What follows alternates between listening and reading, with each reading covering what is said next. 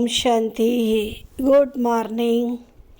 15 तारीख के बाबा के महावाक्य हैं। बाबा ने कहा, मीठे बच्चे, तुम सबकी आपस में एक मत है। तुम अपने को आत्मा समझ एक बाप को याद करते हो तो सब भूत भाग जाते हैं। प्रश्न है, पद्मा पदम भाग्यशाली बनने का मुख्य आधार क्या है? बाबा कहते, जो बाबा सुनाते हैं उस एक एक बात को धारण करने वाले ही पद्मा पदम भाग्यशाली बनते हैं। जज करो बाबा क्या कहते हैं और रावण संप्रदाय वाले क्या कहते हैं। बाप जो नॉलेज देते हैं उसे बुद्धि में रखना। स्वदर्शन चक्रधारी बनना ही पद्मा पदम भाग्यशाली बनना है। इस नॉलेज से ही तुम गुणवान बन जाते हो। ओम शांति। रूहानी बाप, अंग्रेजी में कहा जाता है स्पिरिचुअल फादर। सतयुग में जब तुम चलेंगे तो वहाँ अंग्रेजी आदि दूसरी कोई भाषा होगी ही नहीं। तुम जानते हो सतयुग में हमारा राज्य होता है, उसमें हमारी जो भाषा होगी वही चलेगी। फिर बाद में वह भाषा बदलती जाती है। अभी तो अनेकानेक भाषाएं हैं। जैसा जैसा राजा वैसी वैसी उनकी भाषा चलती है। अब ये तो सब बच्चे जानते हैं। सब सेंटर्स पर भी जो बच्चे हैं उनकी है एक मत। अपने को आत्मा समझना है और एक बाप को याद करना है ताकि भूत सब भाग जाएं। बाप है पतित पावन। 5 भूतों की तो सब में प्रवेशता है। आत्मा में ही भूतों की प्रवेशता होती है। फिर इन भूतों अथवा विकारों का नाम भी लगाया जाता है। देह, अभिमान, काम, क्रोध आदि। ऐसे नहीं कि सर्वव्यापी कोई ईश्वर है। कभी भी कोई कहे कि ईश्वर सर्वव्यापी है तो कहो सर्वव्यापी आत्माएं हैं और इन आत्माओं में 5 विकार सर्वव्यापी है।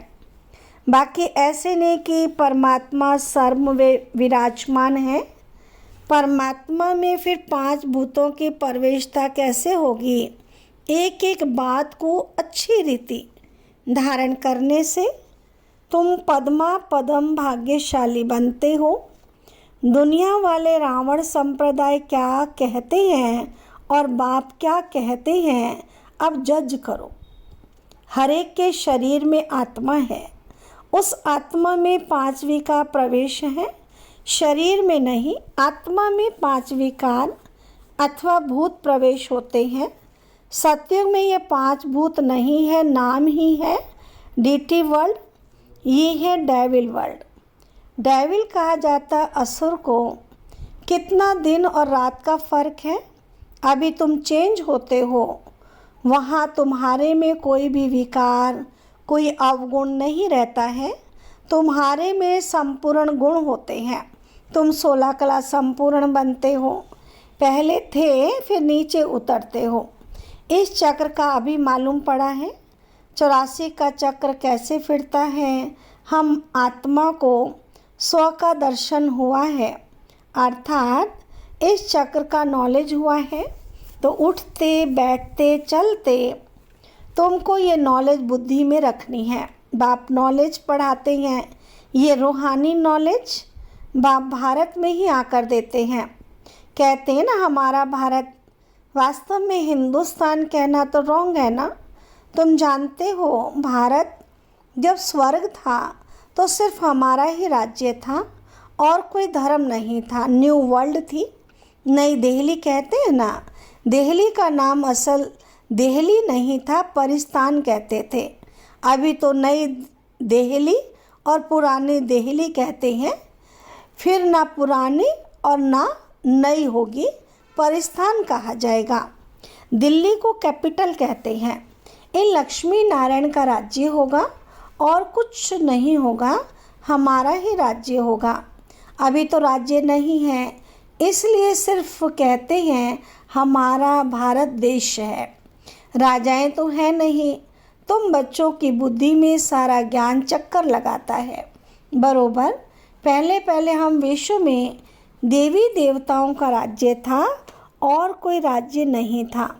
जमुना का कंठा किनारा था, उसको परिस्तान कहा जाता था। देवताओं की कैपिटल दिल्ली ही रही है, तो सभी को कशिश होती है, सबसे बड़ी भी है, एकदम सेंटर बीच है। तो मीठे मीठे बच्चे जानते हैं पाप तो जरूर हुए हैं, पाप आत्मा बन गए हैं। सतयुग में होते हैं पुण्य आत्माएं, तो बाप ही आकर पावन बनाते हैं, जिसकी तुम शिव जयंती भी मनाते हो। अब जयंती अक्षर तो सबसे लगता है, इसलिए इनको फिर शिवरात्रि कहते हैं। रात्रि का अर्थ तो तुम्हारे सिवाय और कोई समझ ना सके। अच्छे अच्छे विद्वान आदि कोई भी नहीं जानते कि शिवरात्रि क्या है, तो मनावे क्या। बाप ने समझाया है रात्रि का अर्थ क्या है। ये जो 5000 वर्ष का चक्र है, उसमें सुख और दुख का खेल है। सुख को कहा जाता है दिन, दुख को कहा जाता है रात। तो दिन और रात के बीच में आता है संगम। आधा कल्प सोजरा और आधा कल्प अंधियारा है। भक्ति में तो बहुत तिक तिक चलती है। यहाँ है सेकंड की बात, बिल्कुल इजी है, सहज योग है। तुमको पहले जाना है मुक्ति धाम, फिर तुम जीवन मुक्ति और जीवन बंद में कितना समय रहे हो ये तुम बच्चों को याद है, फिर भी घड़ी घड़ी भूल जाते हो। तो बाप समझाते हैं योग अक्षर ठीक, परंतु उन्हों का जिस्मानी योग है, ये है आत्माओं का परमात्मा के साथ योग। सन्यासी लोग अनेक प्रकार के हठ योग आदि सिखाते हैं, तो मनुष्य मूंझते हैं। तुम बच्चों का बाप भी है तो टीचर भी है, तो उनसे योग लगाना पड़े ना। टीचर से पढ़ना होता है।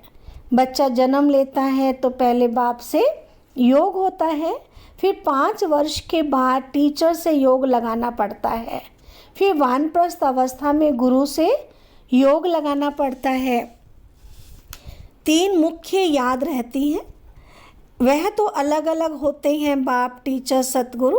यहाँ एक ही बार बाप आकर बाप भी बनते हैं टीचर भी बनते हैं। वंडरफुल है ना। ऐसे बाप को तो ज़रूर याद करना चाहिए। जन्म जन्मांतर 3 को अलग अलग याद करते आए हो। सतयुग में भी बाप से योग होता है, फिर टीचर से होता है। पढ़ने जो जाते हैं ना, बाकी गुरु की वहाँ दरकार नहीं रहती, क्योंकि सब सदगति में है। ये सब बातें याद करने में क्या तकलीफ़ है? बाबा पूछते हैं, बच्चे ये सब बातें याद करने में क्या तकलीफ़ है? बातें तो बिल्कुल सहज हैं। इनको कहा जाता है सहज योग, परंतु यह है अनकॉमन। बाप कहते हैं मैं टेम्परेरी लोन लेता हूँ, सो भी कितना थोड़ा समय लेता हूँ। 60 वर्ष में वानप्रस्थ अवस्था होती है, कहते हैं 60 लगी लाठ। इस समय सबको लाठी लगी हुई है, अर्थात सहारा चाहिए। सब वानप्रस्थ निर्वाण धाम में जाएंगे। वह है स्वीट होम, स्वीटेस्ट होम है ना। उनके लिए ही कितनी अथा भक्ति की है। अभी चक्कर फिर कर आए हो। मनुष्यों को कुछ भी पता नहीं, ऐसे ही गपोड़ा लगा दिया कि लाखों वर्ष का चक्र है। लाखों वर्ष की बात हो तो फिर रेस्ट मिल ना सके, रेस्ट मिलना ही मुश्किल हो जाए। तुमको रेस्ट मिलती है, उसको कहा जाता है साइलेंस होम, इनकॉर्पोरियल वर्ल्ड। ये है स्थूल स्वीट होम, वह है मूल स्वीट होम।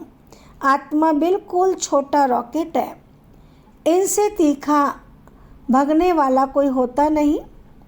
ये तो सबसे तीखा है। 1 सेकंड में शरीर छूटा और ये भागा। दूसरा शरीर तो तैयार रहता है, ड्रामानुसार पूरे टाइम पर उनको जाना ही है। ड्रामानुसार एक्यूरेट है, इसमें कोई इनएक्यूरेसी है नहीं। तुम जानते हो बाप भी ड्रामानुसार बिल्कुल एक्यूरेट टाइम पर आते हैं। 1 सेकंड का भी फर्क नहीं पड़ सकता है। मालूम कैसे पड़ता है कि इनमें बाप भगवान है? जब नॉलेज देते हैं, बच्चों को बैठ समझाते हैं, शिवरात्रि भी मनाते हैं। मैं शिव कब कैसे आता हूँ वह तुमको तो पता नहीं। शिव जयंती शिवरात्रि कृष्ण रात्रि मनाते हैं, राम की नहीं, क्योंकि फर्क पड़ गया है। शिवरात्रि के साथ कृष्ण रात्रि मना लेते हैं, परंतु जानते कुछ भी नहीं है। ये है ही आसुरी रावण का राज्य। ये समझने की बातें हैं। ये तो है बाबा, बूढ़े को बाबा ही कहेंगे, छोटे बच्चे को बाबा थोड़ी कहेंगे। कोई कोई लव से भी बच्चे को बाबा कह देते हैं, तो उन्होंने भी श्री कृष्ण को लव से कह दिया है बाबा। बाबा तो तब कहा जाता है जब बड़े हों, फिर बच्चे पैदा करते हों। श्री कृष्ण खुद ही प्रिंस हैं, उनको बच्चे कहाँ से आए? तो बाबा कहते हैं मैं बुजुर्ग तन में आता हूँ। शास्त्रों में भी है, परंतु शास्त्रों की सब बातें एक्यूरेट नहीं होती हैं। कोई कोई बात ठीक है। ब्रह्मा की आयु माना प्रजापिता ब्रह्मा की आयु कहेंगे। वह तो जो इस समय होगा ना, ब्रह्मा की आयु मृत्यु लोक में ख़त्म होगी। ये कोई अमर लोक नहीं है। इनको कहा जाता है पुरुषोत्तम संगम युग। ये सिवाय तुम बच्चों के और कोई की बुद्धि में नहीं हो सकता। तो बाप बैठ बताते हैं, मीठे मीठे बच्चों, तुम अपने जन्मों को नहीं जानते हो। हम बतलाते हैं, तुम 84 का जन्म लेते हो कैसे, तो भी तुमको पता पड़ गया। हर एक युग की आयु 1250 वर्ष है और इतने इतने जन्म लिए हैं। 84 जन्मों का हिसाब है ना, 84 लाख का तो हिसाब हो ना सके। इनको कहा जाता है 84 का चक्र। 84 लाख की तो बात ही याद न आए। यहाँ कितने अपरम्पार दुख हैं, कैसे दुख देने वाले बच्चे पैदा होते रहते हैं। इसको कहा जाता है घोर नरक। बिल्कुल ही छी दुनिया है। तुम बच्चे जानते हो, अभी हम नई दुनिया में जाने के लिए तैयारी कर रहे हैं। पाप कट जाए तो हम पुण्य आत्मा बन जाए। अभी कोई पाप नहीं करना है। 1-2 पर काम कटारी चलाना, ये आदि मध्य अंत दुख देना। अभी ये रावण राज्य पूरा होता है। अभी कलयुग का अंत है। ये महाभारी लड़ाई है अंतिम। फिर कोई लड़ाई आदि होगी नहीं। वहाँ कोई भी यज्ञ रचते नहीं। जब यज्ञ रचते हैं तो उसमें हवन करते हैं। बाप ने भी यज्ञ जो रुद्र यज्ञ रचा है, इसमें बच्चे अपनी पुरानी सामग्री सब सुहा कर देते हैं। अब बाप ने समझाया है, ये है रुद्र ज्ञान यज्ञ। रुद्र शिव को कहा जाता है। रुद्र माला कहते हैं ना, निर्वृत्ति मार्ग वालों को प्रवृत्ति मार्ग की रस्म रिवाज का कुछ भी पता नहीं। वह तो घर बार छोड़ जंगल में चले जाते हैं। नाम ही पड़ा सन्यास। किसका सन्यास? घर बार का। खाली हाथ निकलते हैं। पहले तो गुरु लोग बहुत परीक्षा लेते हैं, काम कराते हैं। पहले भिक्षा में सिर्फ आटा लेते थे, रसोई नहीं लेते थे, मतलब पका हुआ भोजन नहीं लेते थे। उन्हों को जंगल में ही रहना है। वहाँ कंद मूल फल मिलते हैं। ये भी गायन है। जब सतो प्रधान सन्यासी होते हैं तब वे खाते हैं। अभी तो बात मत पूछो क्या क्या करते रहते हैं। इसका नाम ही है विशेष वर्ल्ड, वह है वाइसलेस वर्ल्ड। तो अपने को विशेष समझना चाहिए। बाप कहते सत्य को कहा जाता है शिवालय वाइसलेस वर्ल्ड। यहाँ तो सब पतित मनुष्य हैं, इसलिए देवी देवता के बदले नाम हिंदू रख दिया है। बाप तो सब बातें समझाते रहते हैं, तो मसूल में हो ही बेहद के बाप के बच्चे। वह तो तुम्हें 21 जन्मों का वर्षा देते हैं। तो बाप मीठे मीठे बच्चों को समझाते हैं, जन्म जन्मांतर के पाप तुम्हारे सिर पर हैं। पापों से मुक्त होने के लिए ही तुम बुलाते हो। साधु संत आदि सब पुकारते हैं पतित पावन। अर्थ कुछ नहीं समझते, ऐसे गाते रहते हैं, ताली बजाते रहते हैं। उससे कोई पूछे परमात्मा से योग कैसे लगावें, उनसे कैसे मिले, तो कह देते हैं वो तो सब जगह सर्वव्यापी है। क्या यही रास्ता बताते हैं? कह देते वेद शास्त्र पढ़ने से भगवान मिलेगा। परंतु बाप कहते हैं मैं हर 5000 वर्ष के बाद ड्रामा प्लान अनुसार आता हूँ। ये ड्रामा का राज सिवाय बाप के और कोई नहीं जानते। लाखों वर्ष का ड्रामा तो हो नहीं सकता है। अब बाप समझाते हैं 5000 वर्ष की बात है। कल पहले भी बाबा ने कहा था कि मन मना भव। ये महामंत्र है, माया पर जीत पाने का मंत्र। तो बाप ही बैठ अर्थ समझाते हैं, दूसरा कोई अर्थ नहीं समझाते। गाया भी जाता है ना, सर्व का सद्गति दाता एक है। कोई मनुष्य तो हो नहीं सकता है, देवताओं की भी बात नहीं, वहाँ तो सुख ही सुख है। वहाँ कोई भक्ति नहीं करते, भक्ति की जाती है भगवान से मिलने के लिए। सत्युग में भक्ति होती नहीं, क्योंकि 21 जन्मों का वर्षा मिला हुआ है। तब गाया भी जाता है, दुख में सिमरण सब करे, सुख में करे ना कोई। और सुख में सिमरण सब करे तो दुख काहे का होए। यहाँ तो अथा दुख है, घड़ी घड़ी कहते हैं भगवान रहम करो। ये कलयुगी दुखी दुनिया सदैव नहीं रहती है।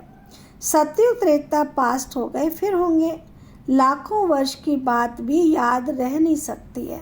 अब बाप तो सारी नॉलेज देते हैं, अपना परिचय भी देते हैं और रचना के आदि मध्यंत का राज भी समझाते हैं। 5000 वर्ष की बात है, तुम बच्चों को ध्यान में आ गया है। अभी तो पराए राज्य में हूँ, तुमको अपना राज्य था। यहाँ तो लड़ाई से अपना राज्य लेते हैं, हथियारों से मारा मारी से अपना राज्य लेते हैं। तुम बच्चे तो योग बल से अपना राज्य स्थापन कर रहे हो। तुम्हें सतो प्रधान दुनिया चाहिए। पुरानी दुनिया ख़त्म हो, नई दुनिया बनती है। इसको कहा जाता है कलयुग, पुरानी दुनिया। सतयुग है नई दुनिया। ये भी किसी को पता नहीं है, सन्यासी कह देते ये आपकी कल्पना है। यहाँ ही सतयुग है और यहाँ ही कलयुग है। अब बाप बैठ समझाते हैं, एक भी ऐसा नहीं जो बाप को जानते हों। अगर कोई जानता होता तो परिचय देता। सतयुग त्रेता क्या चीज़ है, किसको समझ में थोड़ी आता है। तो तुम बच्चों को बाप अच्छी रीति समझाते रहते हैं। बाप ही सब कुछ जानते हैं। जानी जाननहार अर्थात नॉलेजफुल है। मनुष्य सृष्टि का बीज रूप है, ज्ञान का सागर, सुख का सागर है। उनसे ही हमको वर्षा मिलना है। तो बाप नॉलेज में आप समान बनाते हैं। अच्छा, मीठे मीठे सिक्की लदे बच्चों प्रति माता पिता बाप दादा का याद प्यार और गुड मॉर्निंग। रूहानी बाप के रूहानी बच्चों को नमस्ते। हम रूहानी बच्चों के रूहानी बाबा को नमस्ते। धारणा के लिए मुख्य सार है, ये पापों से मुक्त होने का समय है, इसलिए अभी कोई पाप नहीं करना है। पुरानी सब सामग्री इस रुद्र यज्ञ में स्वाहा करनी है।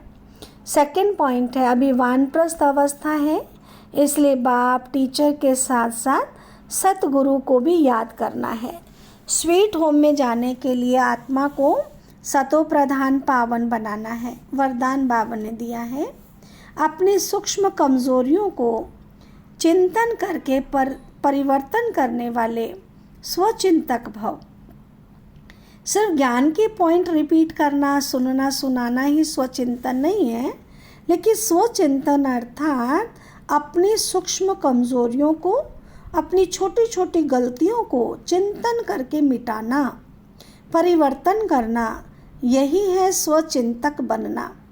ज्ञान का मनन तो सभी बच्चे बहुत अच्छा करते हैं, लेकिन ज्ञान को स्वयं के प्रति यूज़ कर धारणा स्वरूप बनना, स्वयं को परिवर्तन करना, इसके ही मार्क्स फाइनल रिजल्ट में मिलती है।